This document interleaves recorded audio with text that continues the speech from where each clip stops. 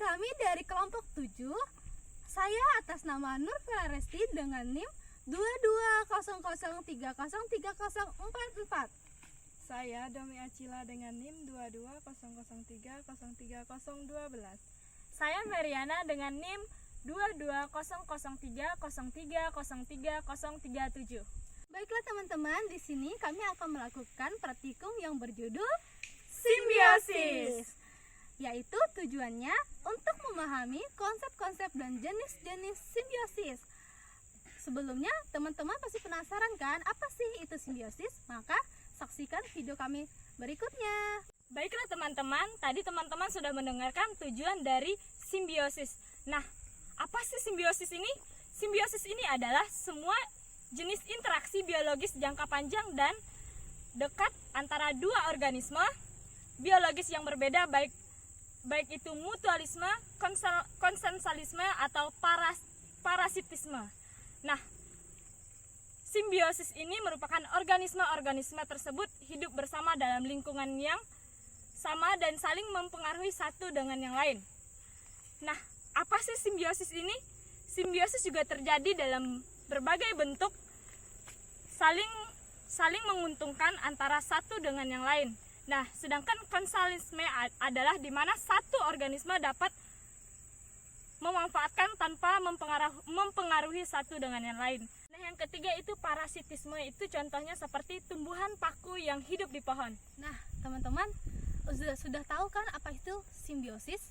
Sebelum kami melakukan praktikum, kami harus menyiapkan alat dan bahan terlebih dahulu. Nah, alat dan bahan kami yang pertama itu kami menyiapkan alat tulis sebagai untuk kami pembuatan tabel nanti dalam pengamatannya. Yang kedua, kami akan mencari 5 macam simbiosis yang ada di sekitar lingkungan kami yang akan kita saksikan bersama nanti. Yang ketiga, Analisis simbiosis yang terjadi antara hewan dengan tumbuhan, hewan dengan hewan, tumbuhan dengan tumbuhan. Nah, yang keempat, tuliskan hasil dari analisis kami. Nah, yang kelima, data pengamatannya. baiklah teman-teman, sekian alat dan bahan dari praktikum kami. Sekarang kita akan melakukan praktikum. Selamat menyaksikan. Teman-teman, kita bisa lihat kan pohon ini, di mana pohon mangga terdapat ada akar-akar yang melilitti pohon tersebut. Dan di dalam pohon ini juga ada semut-semut yang warna merah, yang mungkin kalau digigit ini lumayan sakit ya teman-teman.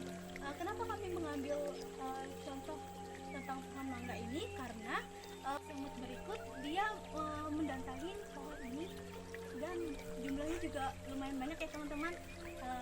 Kita bisa ngambil contoh ini termasuk namanya mutualisme antara semut dan pohon mangga, di mana semut ini numpang hidup pada pohon mangga. Dia tuh mencari makan pada pohon mangga karena di pohon mangga ini kan ada namanya hama, ada namanya serangga-serangga kecil yang membuat pohon ini menjadi rusak. Jadi semut ini membantu pohon mangga agar pohonnya itu tetap hidup dengan sehat dan tidak ada hama. Sedangkan keuntungan yang didapatkan oleh semut, dia itu mendapatkan makanan teman-teman. Jadi semut yang mendapatkan makanan, pohon mangganya terlindungi dari hama.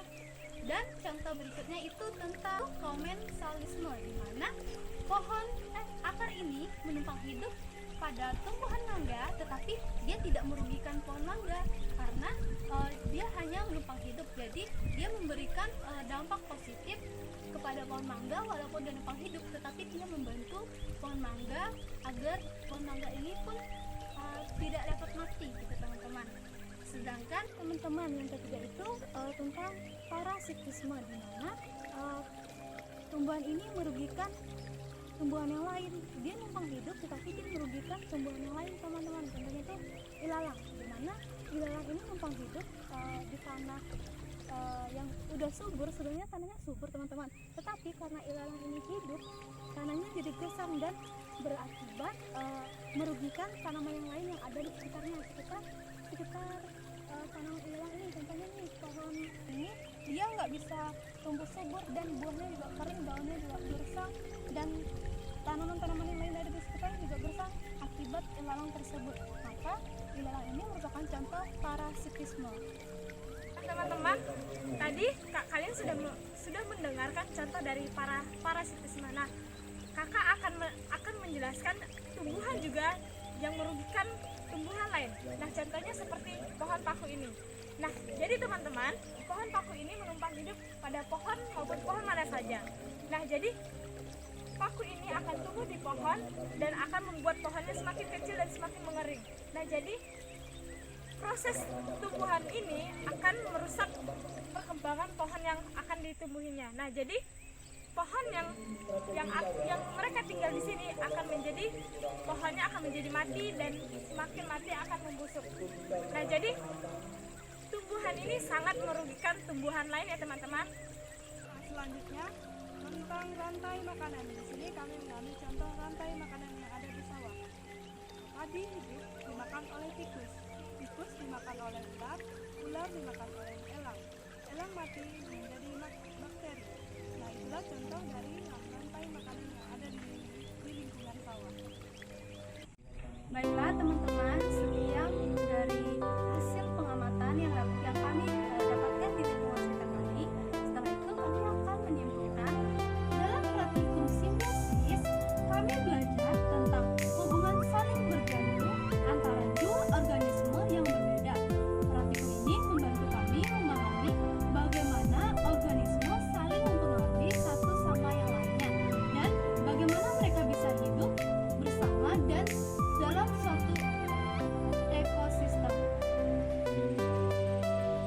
Teman-teman, mungkin sekian praktikum dari kelompok kami. Kurang lebihnya kami mohon maaf. Semoga teman-teman dapat menonton dan bermanfaat bagi teman-teman. Sekian dan terima kasih.